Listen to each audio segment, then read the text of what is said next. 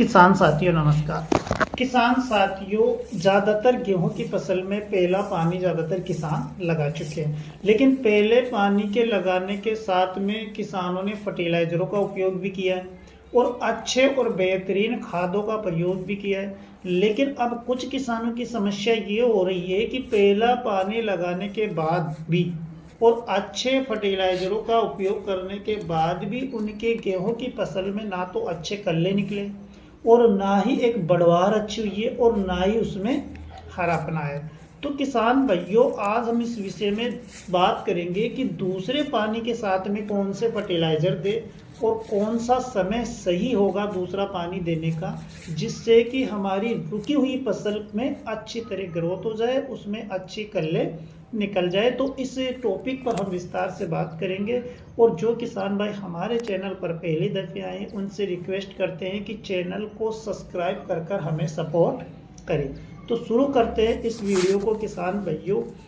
किसान भाइयों, अगर हमने पहले पानी के साथ में अच्छे पोषक तत्वों का प्रयोग किया है और उसके बावजूद भी हमारी फसल में ग्रोथ अच्छी तरह नहीं हुआ है, तो हमें उसका कारण जानने की आवश्यकता है कि आखिर कारण क्या है कि हमारी फसल में अच्छे उर्वरकों का प्रयोग करने के बावजूद भी हमारी फसल में ग्रोथ नहीं हुई है।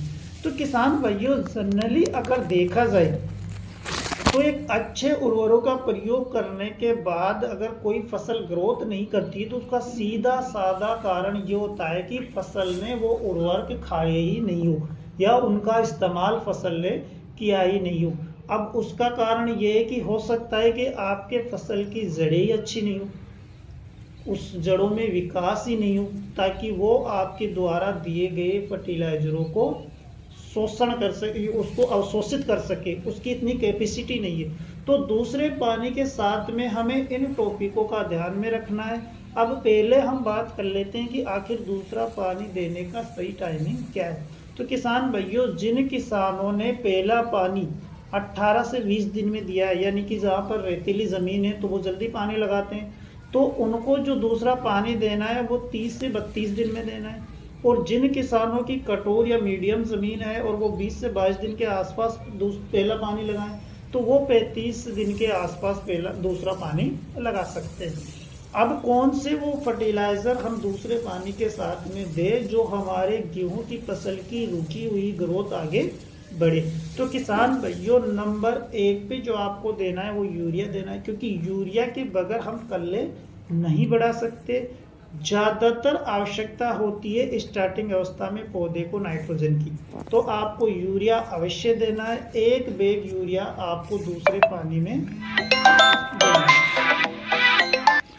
तो यूरिया बहुत ही इम्पोर्टेंट हो जाता है किसान भाइयों रुकी हुई ग्रोथ को बढ़ाने के लिए। क्लोरोफिल बढ़ाने का काम करता है, आपके पौधे में हरापन लाता है, कल्लों का विकास करता है और ज़्यादा से ज़्यादा कल्ले निकालने की कोशिश करता है। तो यूरिया आपको अवश्य देना है दूसरे पानी के साथ में 1 एकड़ में 1 बैग। अब जो दूसरा खाद जो यूरिया के साथ में मिक्स करना है आपको किसान भाइयों, वो देना है ह्यूमिक एसिड। ह्यूमिक एसिड के बहुत ही चमत्कारी प्रभाव देखने को मिले किसान साथियों, खासकर गेहूं में, धान में, क्योंकि ये तेजी से जड़ों का विकास करता है। सफेद जड़ों का बहुत तेजी से विकास करता है। जितनी ज़्यादा सफेद जड़ें हमारे पौधे में रहेगी उतना ही अच्छी तरह से पौधा खाना खाएगा, और जितना अच्छी तरह से पौधा खाना खाएगा किसान साथियों उतना ही विकास होगा। जनरली आपको भी पता है। तो ह्यूमिक एसिड एक बहुत ही अच्छा हम कह सकते हैं कि खाद साबित हो सकता है अगर हम इसका सही समय और तरीके से इस्तेमाल करें। तो आपके पौधे में क्लोरोफिल भी बढ़ाता है, पत्तियों का विकास भी करता है, हरापन भी लाता है, पौधे में एक ताजगी पैदा करता है ह्यूमिक एसिड। तो 2 kg ह्यूमिक एसिड आपको 1 एकड़ में देना है। और इसके साथ में किसान साथियों जो तीसरा खाद आपको मिलाना है वो मिलाना है मैग्नीशियम सल्फेट, या फिर आप अमोनिया सल्फेट भी ले सकते हो।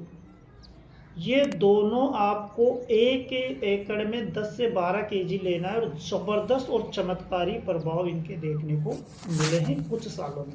और हमारी ज़मीन में भी इनकी कमी पाई गई है। तो किसान भाइयों, हरेपन के लिए बहुत ही इम्पोर्टेंट हो जाता है मैग्नीशियम सल्फेट। आपके पौधे के सर्वगेण विकास के लिए इस समय बहुत ही आवश्यक होता है मैग्नीशियम सल्फेट।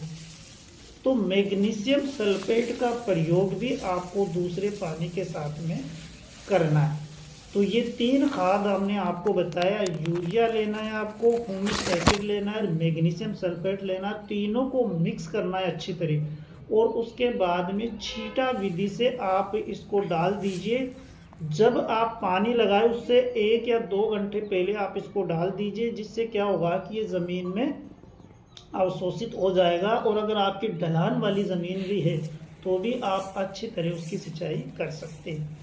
तो ये थे किसान भाइयों दूसरे पानी के साथ में दिए जाने वाले कुछ इम्पोर्टेंट खाद जो आपकी फसल को एक अच्छा उत्पादन की तरफ ले जा सकते हैं। उम्मीद करते हैं वीडियो अच्छी लगी होगी, पसंद आई होगी, और अगर वीडियो अच्छी लगी तो और किसानों तक भी शेयर कीजिए। और इसके अलावा आपके पास कोई और फर्टिलाइज़र है दूसरे पानी के साथ में देने के तो हमें और हमारे किसान भाइयों को आप ज़रूर बताइएगा। इस वीडियो में इतना ही, मिलेंगे अगले वीडियो के साथ। नमस्कार।